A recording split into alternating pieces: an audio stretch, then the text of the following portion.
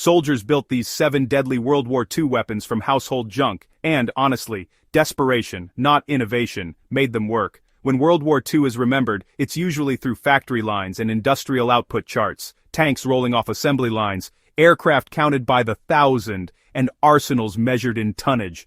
But you know, that framing misses something critical.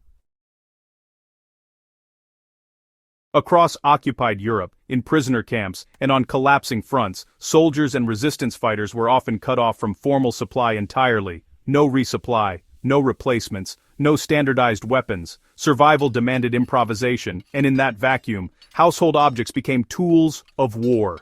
These were not clever novelties. They were blunt, dangerous, and honestly, often as lethal to their makers as to their targets.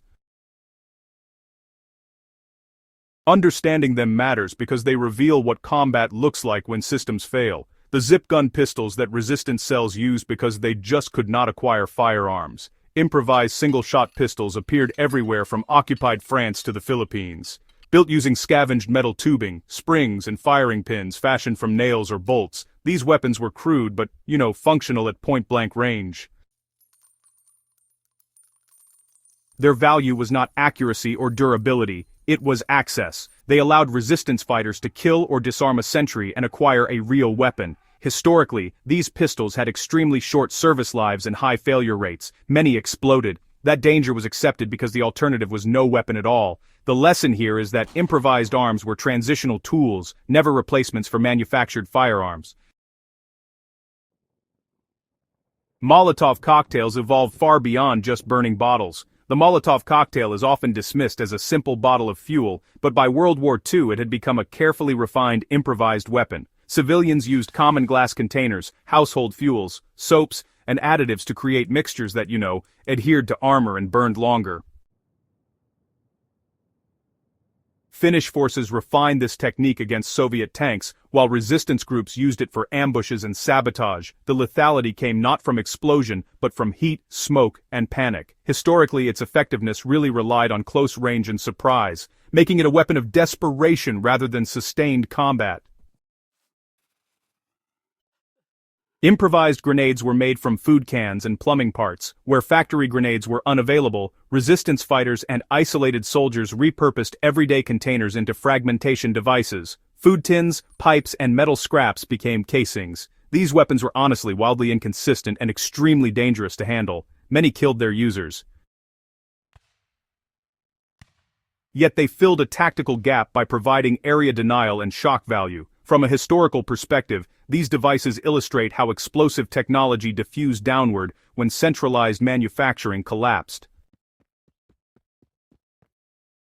Booby traps turned civilian objects into lethal surprises. World War II saw extensive use of improvised traps using doors, drawers, beds, and discarded equipment. Household items became triggering mechanisms rather than weapons themselves. These traps targeted movement, curiosity, and fatigue.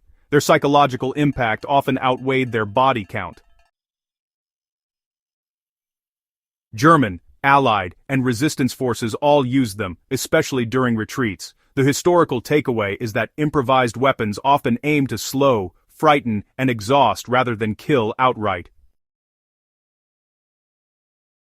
Flamethrower substitutes emerged where fuel was abundant and metal was not. True flamethrowers required precision manufacturing, but improvised flame weapons appeared using agricultural sprayers and fuel tanks. These devices were terrifying but short-ranged and unreliable.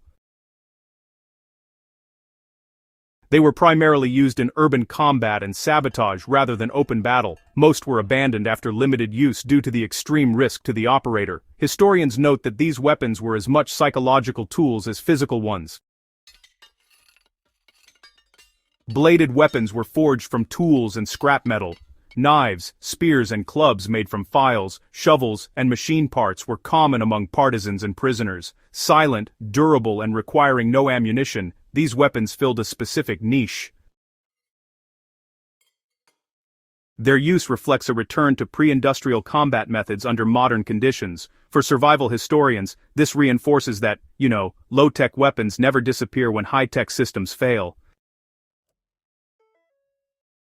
Explosive charges were hidden inside ordinary objects. Radios, suitcases, bicycles, and household appliances were used to conceal explosives for sabotage and assassination. These devices relied on concealment rather than firepower.